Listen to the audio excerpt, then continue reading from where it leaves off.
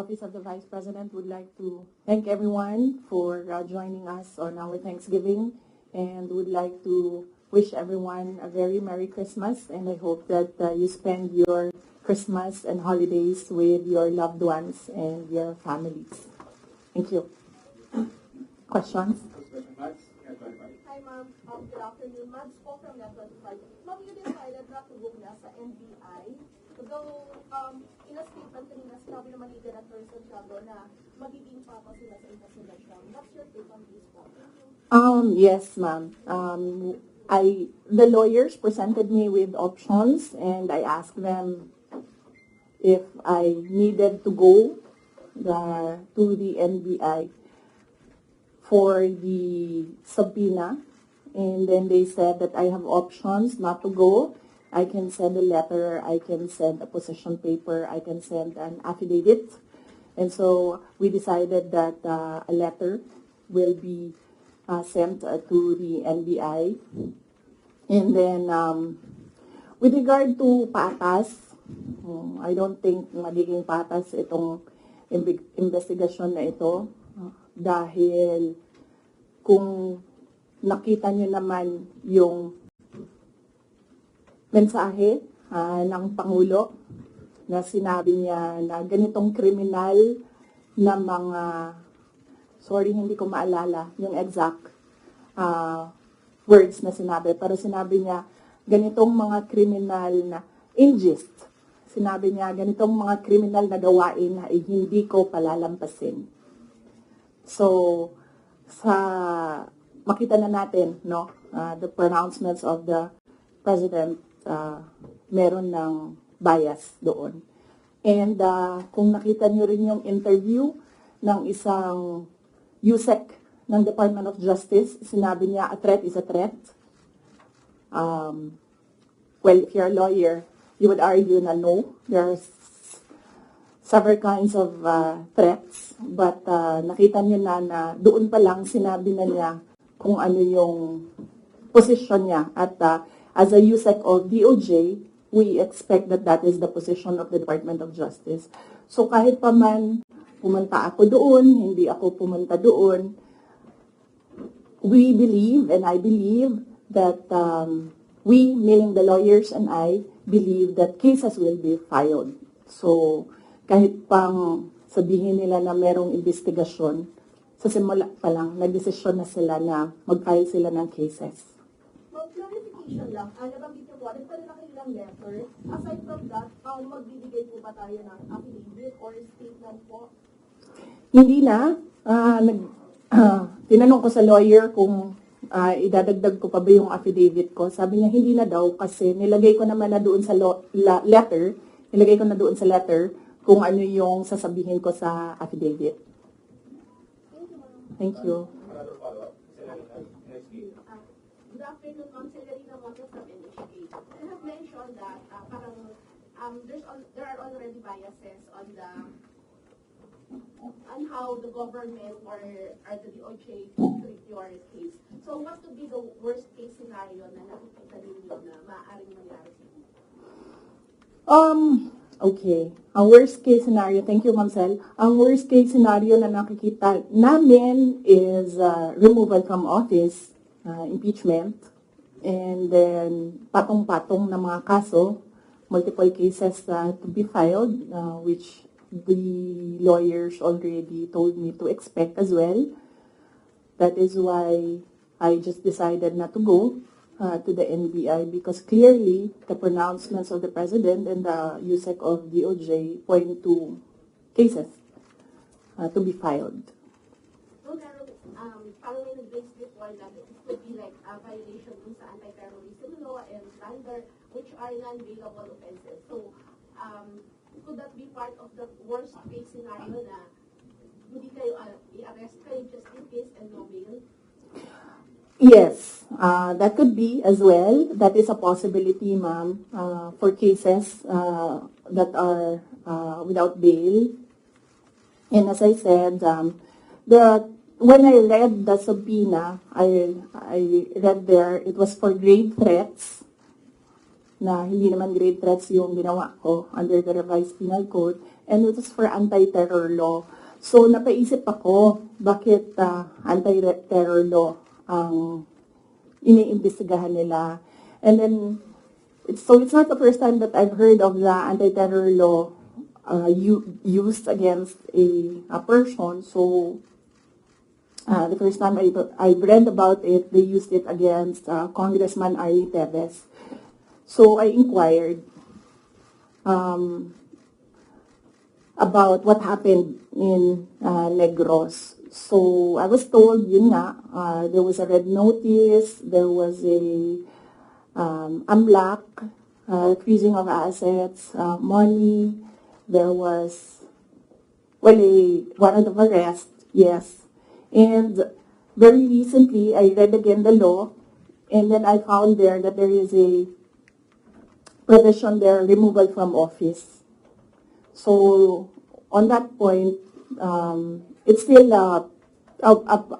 kumbaga an avenue, I think, that they're pursuing to remove me from office. Yes, ma'am. You mentioned that there is a possibility of them coming to arrest you. Have your lawyers briefed you on what to expect in case they do come? And will you allow yourself to be arrested, or will you, because there have been others who have fled, will you want to face people, face the law enforcers who will arrest you, or will you also try to, not get arrested? No, I do not plan to leave the country, or I do not plan to hide if there will be a warrant of arrest. Mainly because my children are here. So if I am detained, I want to be able to still see my children. So I have no plans of doing that. I have no plans of leaving the country to hide. One last follow-up for this matter. Please, Ma'am, Congressman Marcoleta offers himself as your lawyer in case to the impeachment case against you. Will you accept the offer? No, I think, well, first off, I'd like to thank Congressman Rodante Marcoleta for his offer to be my lawyer in the impeachment case. I appreciate it because he's a very good lawyer. He's a brilliant lawyer. In fact, he pointed out to me points during the committee hearing that as a lawyer, I was not able to see. So that shows his astuteness in the law. But I feel that he will better serve the country if he remains as a member of the House of Representatives. That is what is important right now. We need good public servants, good leaders, good officials in government. And I assure everyone that we already have lawyers helping us. In fact, the moment that Franz Castro announced last year that they are planning to file an impeachment, we already talked to lawyers who will handle the impeachment case at the time. But now, cases pala, 3. So we just need more lawyers. And we already discussed this with the first team that we hired as lawyers.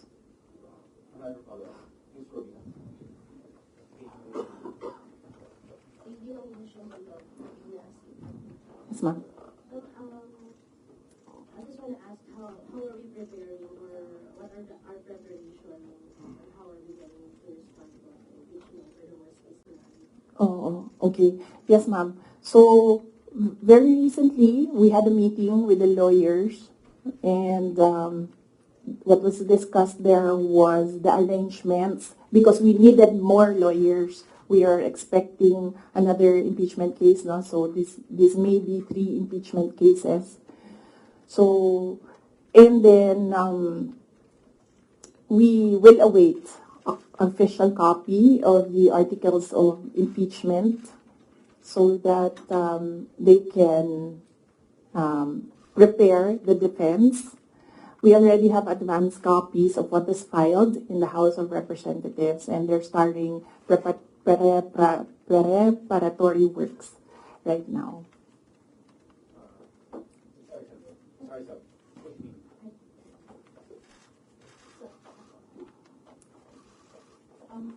Most of your allies and former allies have changed positions or changed their sides.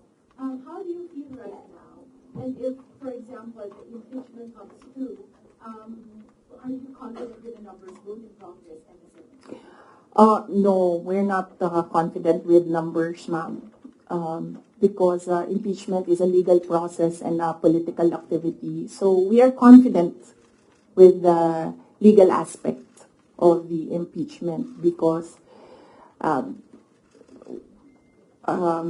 the lawyers that I asked to review the initial draft of the impeachment complaint really said that this is not, well, I would say it's not an impeachable offense and this is not an actionable offense, things like that, lawyer talk. But with regard to politics, that is a different matter altogether. So we do not know what will happen with that. Well, that's politics. They always say that there are no permanent friends and enemies in politics. So it really depends on the person, on the politician, what path he will choose.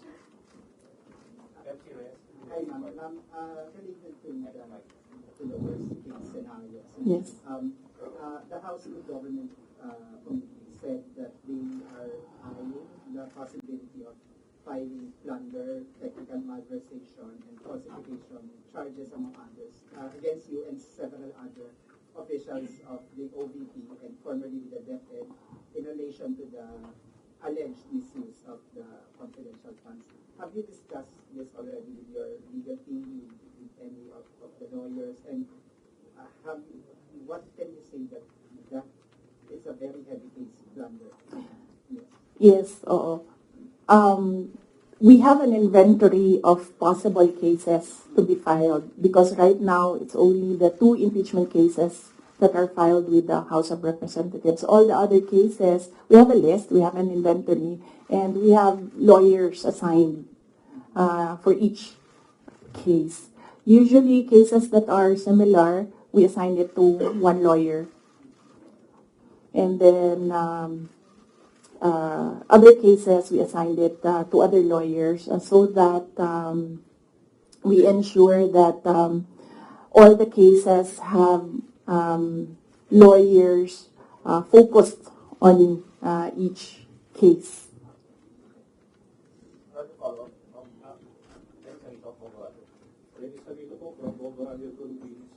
Ma'am, na-consult niyo na ba yung family niyo about this? Dahil kanina nabanggit niyo kung gusto mga lawyers about sa family. Si FPRRD, nakausap na po ba ninyo? And ano yung payo po sa inyo?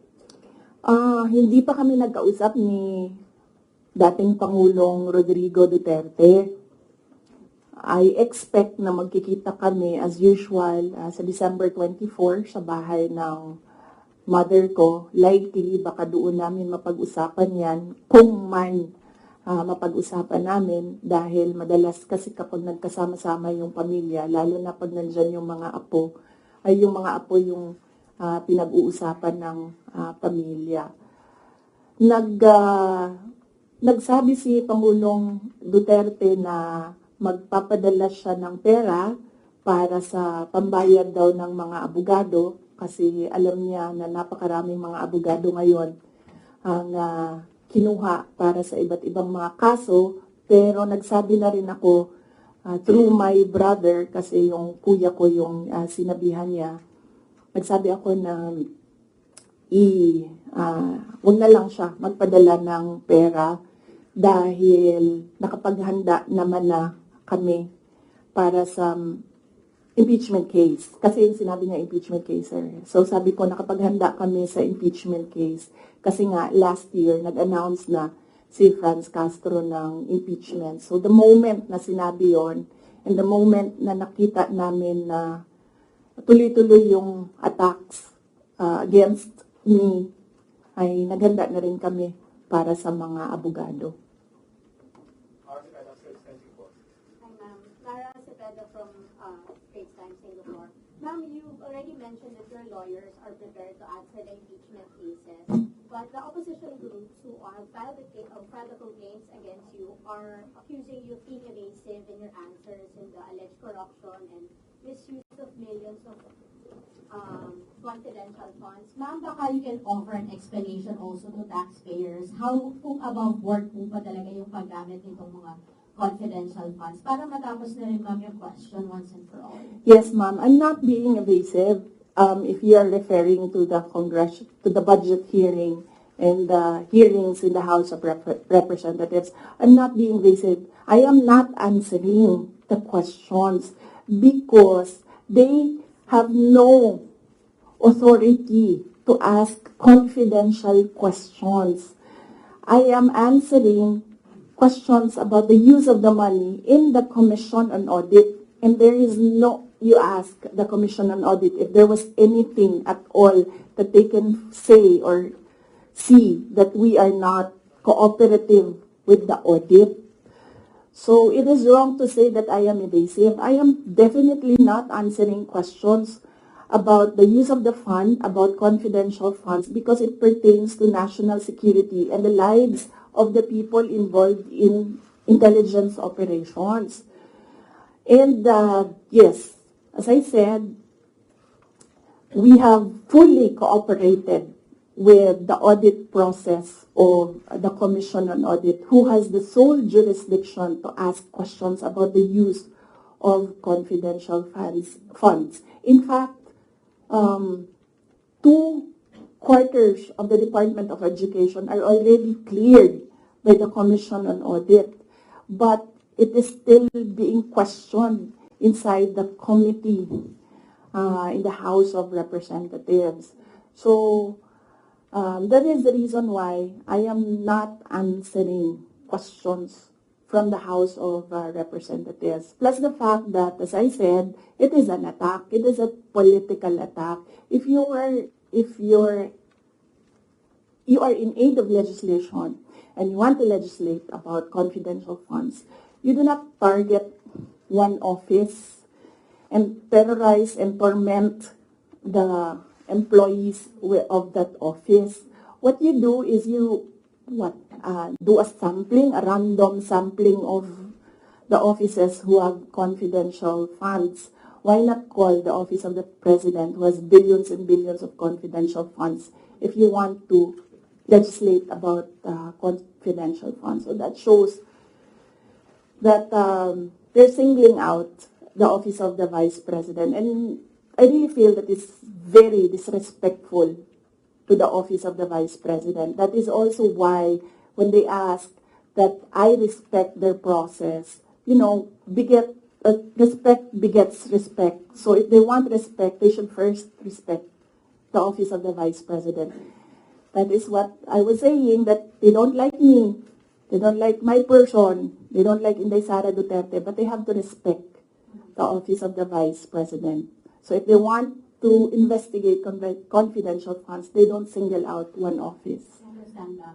VP, just a follow-up. Was it yesterday or the other day, the House also alleges that over 400 names na nag-cite on acknowledgement receipts, again, on the issue of the confidential funds, wala daw pong records at the PSA. Ma'am, you could offer an explanation because we know that this is a legal proceeding, pero pinag-uusapan po siya ngayon, ma'am, sa bahay ng bawat Pilipino. Kaya explanation is this is above board or bakit wala silang birth certificate, ma'am?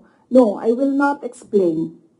I will not give an explanation because it will entail that I explain intelligence operations which will compromise offices who do intelligence operations.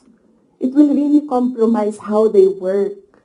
So no explanation will be given to the members of the House of Representatives. One final follow-up from me, ma'am. Then what's your response to accusations that an office like the DepEd and the OVP have no jurisdiction naman to have these confidential funds that are spent for national security? Well, the confidential funds was the first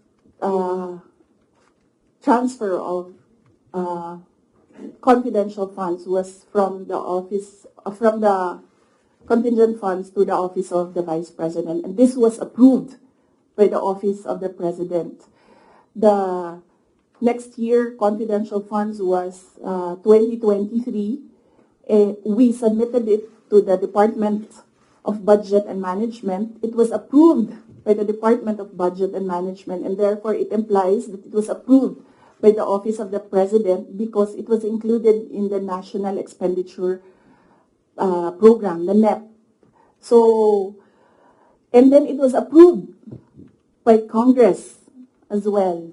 The only reason why we did not use the confidential funds in the fourth quarter for both offices because I was already flagged by a friend inside the House of Representatives that they will attack you using confidential funds. So yes, it was duly approved by the Office of the President and both houses of Congress as well as because it was included in the General Appropriations Act. So it was not, we presented it, we defended it, they approved it. We used it, and then the question on utilization is under the Commission on Audit. That is how the system works. They cannot use or they cannot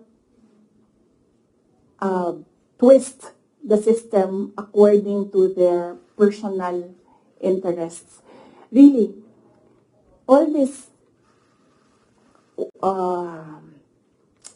circumstances and events happening surrounding the office of the Vice President is a race to the presidential election in 2028. Unfortunately, they are attacking the office as well.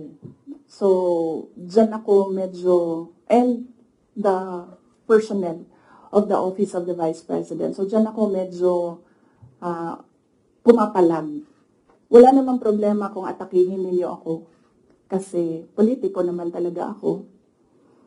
Pero may problema ako pag inatake yung opisina at yung mga kasamahan ko dito sa opisina ng pangalawang Pangulo na nagtatrabaho lang.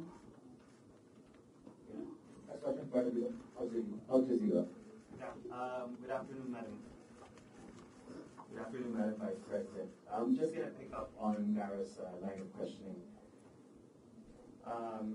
You said, and I understand your explanation about these confidential funds haven't been approved by several layers in the government. But maybe just to go back to the basics, if you can explain to ordinary Filipinos why the Office of the Vice President needs confidential intelligence funds. Okay. Yes. For the Office of the Vice President, it's not the first time that the office was granted confidential funds. During the time of Vice President Binay, the office was already given confidential funds. The confidential funds we use in relation to our work and national security. All the projects and the programs of the Office of the Vice President target poverty alleviation. There is a direct correlation between poverty and national security.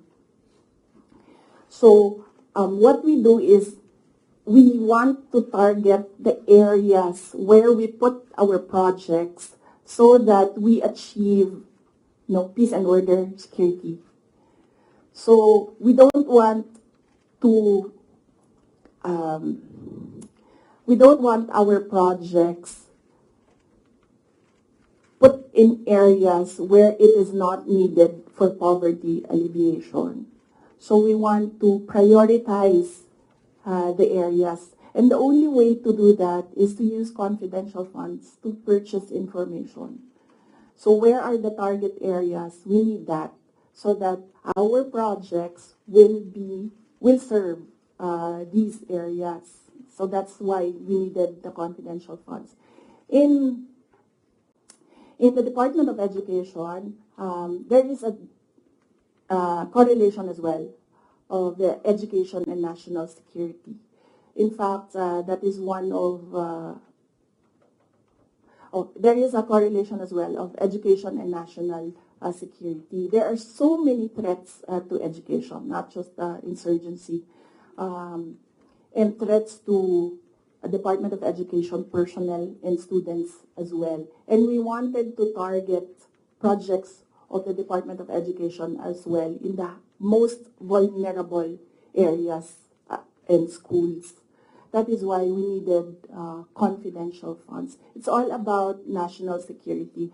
And the position of the Office of the Vice President and the Department of Education is that the national security is a holistic concept. It's not just one, like territorial defense, sovereignty. No, national security is about food security. It's about quality of education. It's about poverty alleviation and everything else that we need to do as a country to get us out of this poverty rut.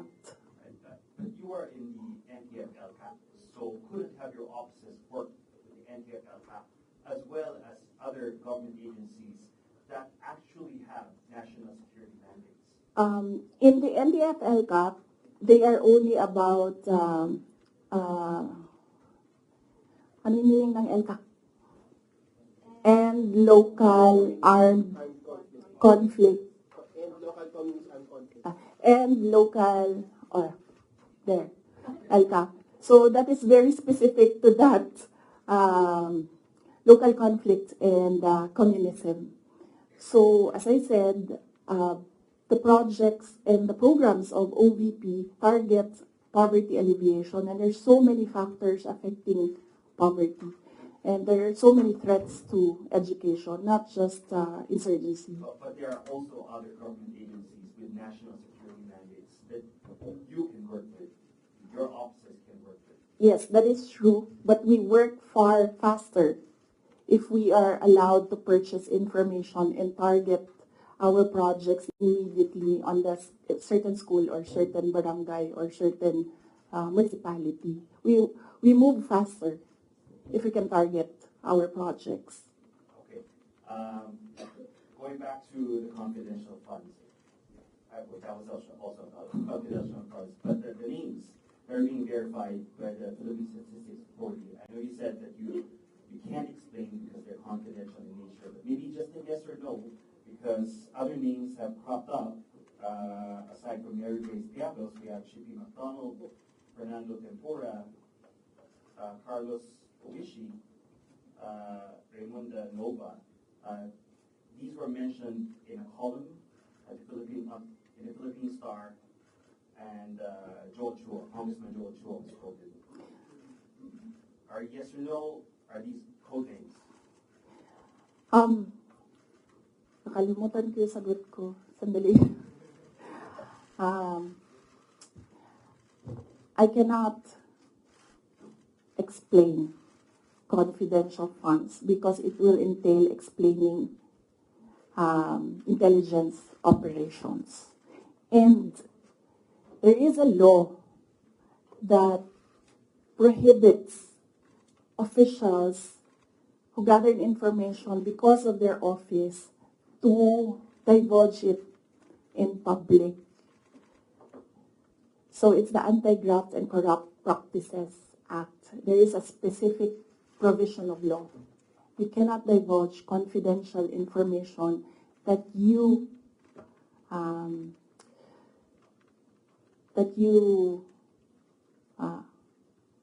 received while in office. So you won't even say these are No, that because code names. that will add to cases that may be filed against me. One last, sorry. Yes. Why the choice of a letter submitted to the NBI instead of an affidavit? Wait, hold on. I can answer. I can give you a very short answer with regard to ARs. I had nothing to do with the preparation of ARs. It went down to the grassroots level. So I had nothing to do with preparations of ARs. I was up here in the structure and money went down for information. So you have no knowledge why all these names were used in the acknowledgement receipts? In the first place, we do not even know if these are ARs which came from DepEd or OVP to COA, because there's a chain of evidence supposedly. In law, there's a chain of evidence, handling of evidence. So right now, nobody can really answer that because nobody knows if these ARs are true. Because we don't know if it came from us. That's what they're saying. That's what they're alleging. Yes, that's what they're saying. The OVP submitted to COA. Yes, but there is a legal process in the custody of evidence. So right now, we really cannot say if the ARs came from us, because the ARs that are with us has not been checked with the ARs that are with them. You're denying that the ARs... No, I'm just saying that we do not even know if the ARs with us are the ARs that are with them, because the ARs from the field, going to the office, going to COA, that's not how you do legal work. It's not how you do legal work. There's a very stringent process in evidence. That is why even if there is no law prohibiting a person from divulging confidential information, person cannot answer that because we do not know if that paper that they're holding was a paper that came from the OVP and DepEd. Because there was no marking of exhibits. That was what I was telling Congressman Chua.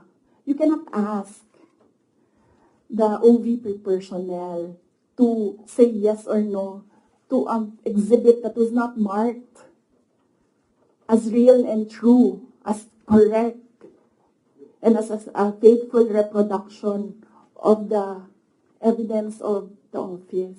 So would your offices then be willing to certify?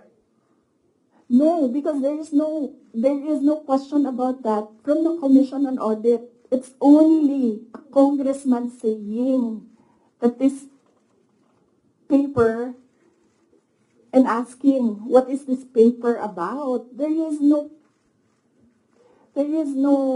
case.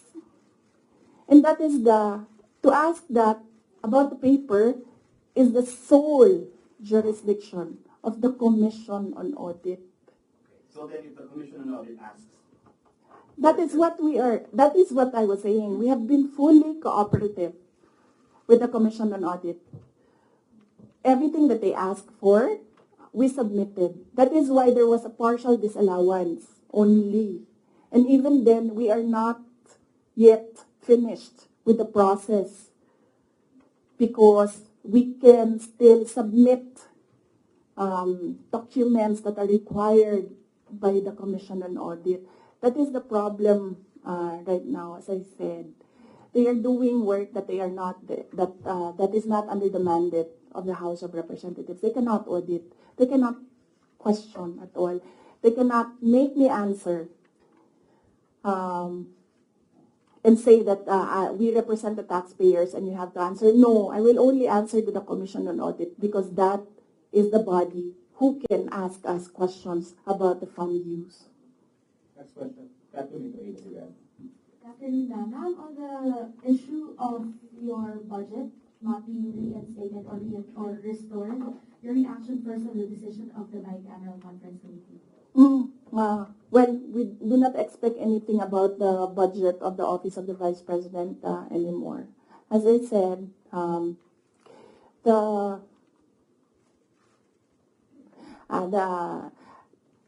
before I was saying that I am not the problem. I've been saying that I am not the problem. The problem of the Philippines is kahirapan, kagutuman, corruption, and all the other peace and order issues. But it is clear right now that they consider me as the problem already. So I will not help them solve the problem.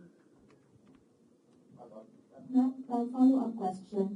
It's nearly January already. Your office will be filing a new budget request for 2026. How much do you intend to ask from Congress for 2026? We've not discussed that. We need to wait for the budget call because the budget call outlines the rules of your proposal for budget for your office. So we need to read the budget call before we can sit down and discuss a budget proposal for the office of the Vice President. Ma'am, at top of mind, are you still considering to hike the 733 million, or will you be happy operating the same expenses in 2026? I cannot answer that because there are rules. They usually put conditions in the budget call, and we really need to read the budget call to draft a proposed budget. Ask the question.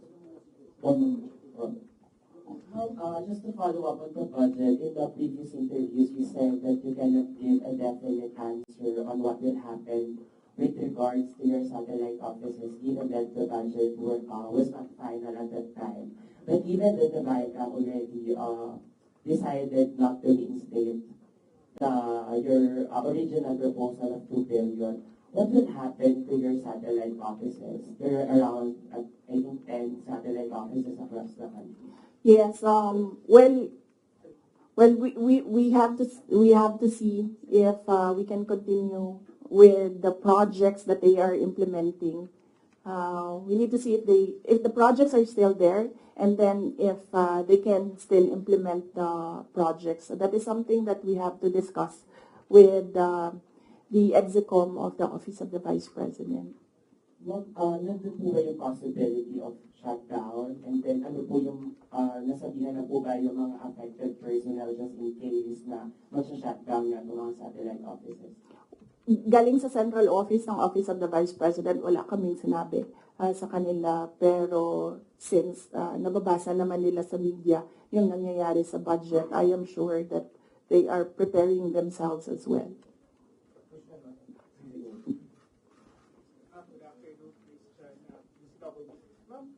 It was mentioned before na po-pull out yung security nyo at papalitan. Meron na po bang update dito? Tsaka sumulat po ba kayo sa yes, wala pang update doon sa pull-out and replacement. Nag-aantay kami sa Armed Forces of the Philippines kung kailan nila gagawin yon. Yes, nagpadala ako ng letter sa Chief of Staff ng Armed Forces of the Philippines. Meron lang akong mga nilatag doon na mga requests. Pinakauna doon is hindi na kami tatanggap, hindi na ako tatanggap ng replacements. So kung magtanggal sila, hindi na nila i-replace. Iwan na lang nila kung ano yung maiwan. And kung wala mang maiwan dahil tatanggalin nila lahat, I already said that I will seek security arrangements outside of the Armed Forces of the Philippines already. Mag-outsource naman kayo. Kasi normally naman, di ba, pag Vice President, may naka-designate dyan from the AFP, from the PFP. So, dahil nga, yun nga, may pull out, and so, ang plano naman para mag-outsource na lang kayo. Yes, we are exploring private security services. Yes. So, my husband, ma'am. Huh? No, because there are professional security services. So that's not considered as a private army. And I do not know if these individuals are allowed to bring guns. So that makes them less of an army, ma'am, kung wala silang baril. Hindi ko alam yun sa professional security services. But that is one option that we are preparing for in case there is a pull out of the entire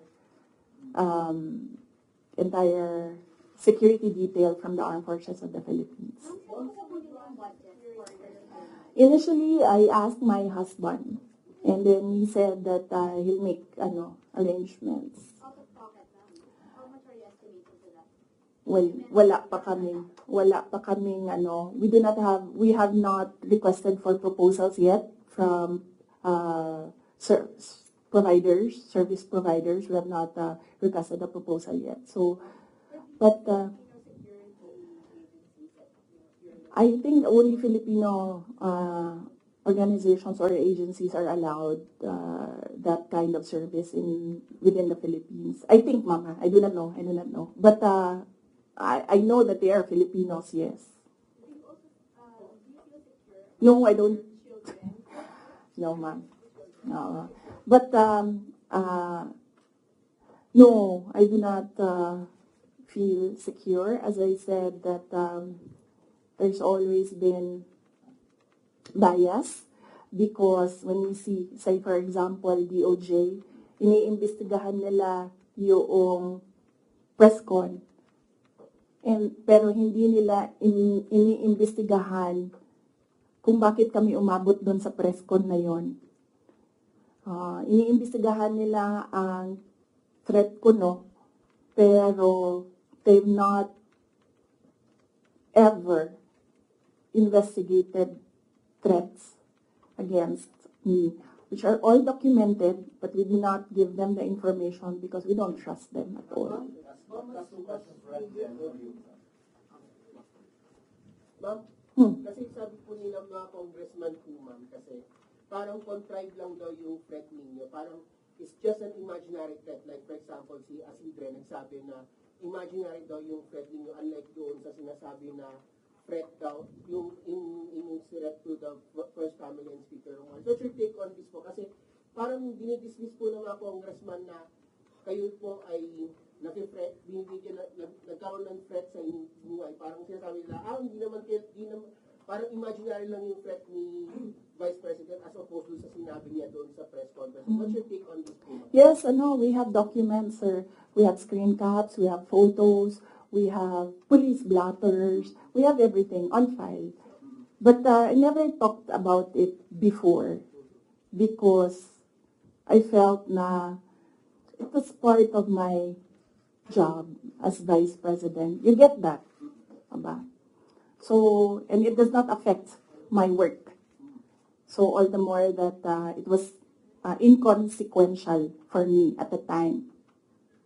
But right now, seeing that they are picking out words that I said and making a case out of it and saying that these are threats. So I think they should start with, where is this coming from? That is the question that they should ask themselves. But I don't think they'll ever ask that of themselves. So we'll just move on to the cases and the impeachment and whatever will come in the new year. Do you regret saying or making such threat to the President and the First Lady and the Speaker?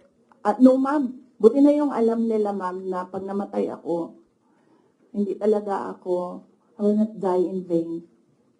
CP, you mentioned the 2028 presidential elections, that all of the attacks of the Marcos government to you now is all connected to 2028. But the last time, the sitting vice president, a very popular sitting vice president, was investigated for corruption allegations and refused to respond in the public forum.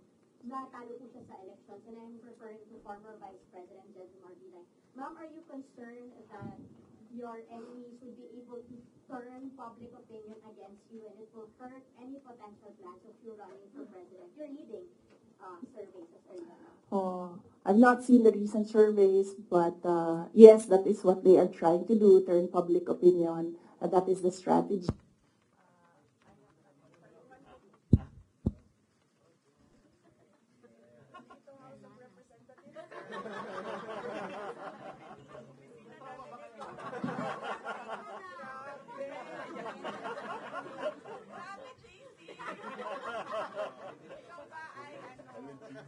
Agent.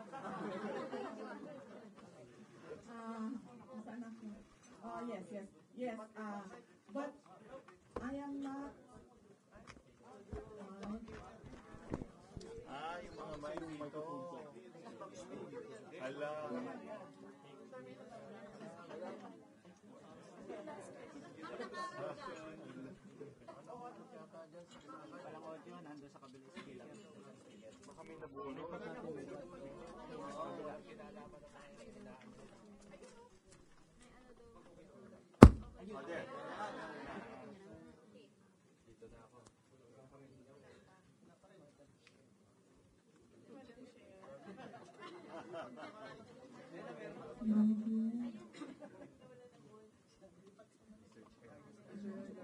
Either ba yan ng... Ayan na. Mm. Yes, yes. But yes.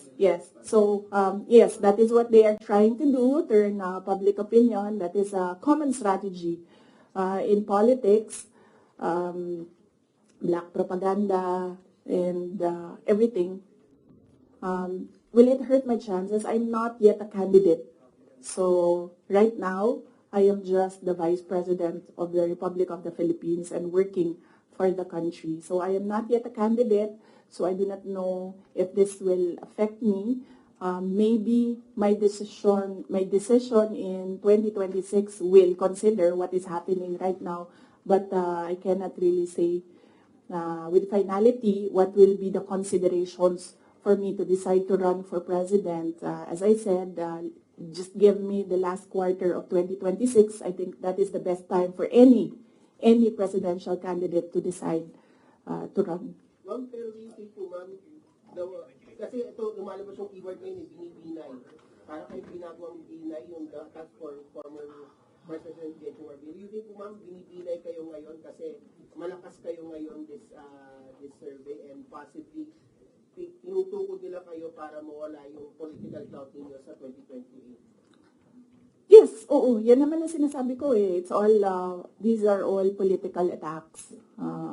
From the attack from the left on the confidential funds, the meeting with the Speaker of the House of Representatives, and the attack on the budget, and the other attacks that you see in social media. So these are all directed to remove me from the race, yes, and then of course remove me from office. Ay, that needs a sit down. Ay, lako. Talaga. Sasabihin ko sa'yo, you know, paano ko nalaman na gusto ni na plano or gusto ni Martin Romualdez na mag-president? Ay, naku.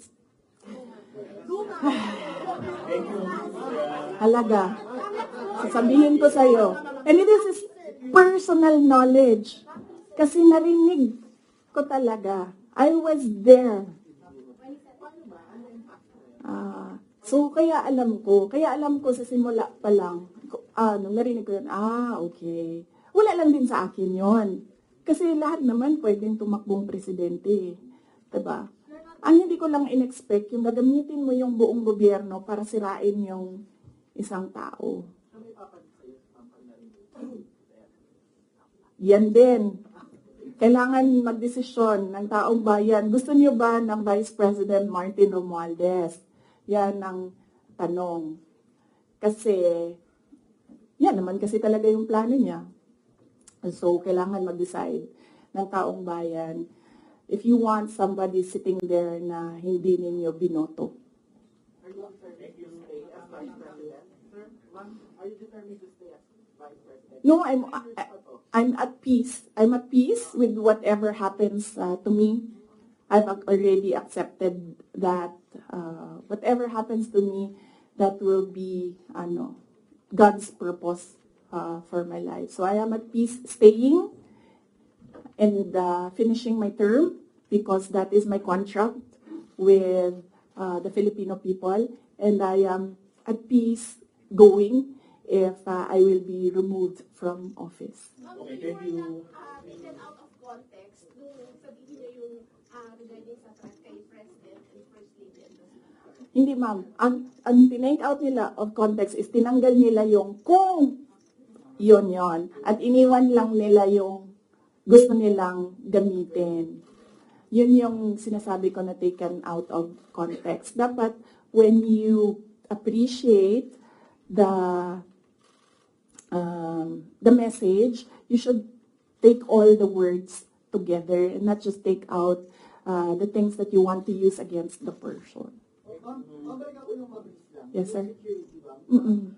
Kapag nag-hire ka ng mga private individuals, first time na mangyayari, yes, may ganito klaseng setup, at umabot sa ganito, at saka kung matuloy yun, that would give an impression mas makakatiwala sa mga private individuals. Kesa doon sa mga people in the armed services. Yes, sir. Kasi sila din naman yung gumawa nun, sir. Ang sinasabi ko lang naman sa kanila is, kasi sinasabi nila palitan, sir. Mahirap kasi, security is fundamentally a trust and confidence position. So it's difficult to entrust your life to somebody you really do not know, and that's, you just put there by somebody who you do not trust as well. So it's a very difficult position, and well, it's a very difficult position, and I actually pointed it out to the Chief of Staff of the Armed Forces of the Philippines. I told them that there is a line of succession. You're supposed to protect your number 2, your 1 and 2, because that is your reserve. Because one day, if you do not protect your 2, one day you have no 1. If you don't have a 2 and you don't have a 1, you don't have any 1. Diba? That is in the Constitution, and they are supposed to protect that line. Babalik na naman tayo. 443 last year. Out of the 865 that employees na ulit nila. So, with that regard, yung plano yung pag-outsource ng private security, do you plan to get that same number of security or much higher, considering that you said that you have yung 400 plus, approximately 400 plus, it was combined PNP and AFP personnel. When the PNP pulled out all the personnel of PNP, ang naiwan na lang is 334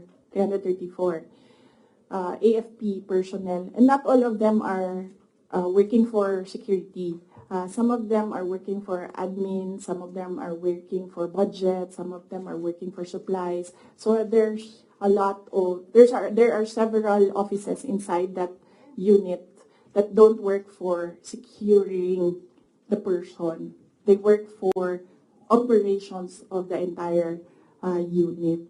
So, iilan lang dyan, sir, ang nasa security talaga. You like close-in security.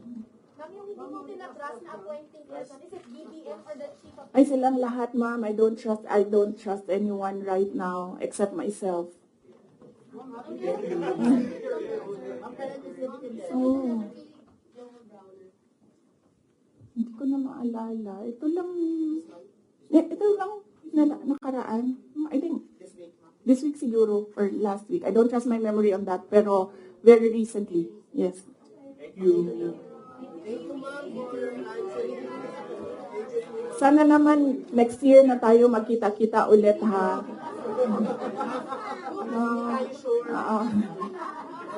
Sana naman sa January na, please. Ha? Yes, oo. Opo. But I'll be back January 3. Thank you, ma'am. Merry Christmas po, ma'am.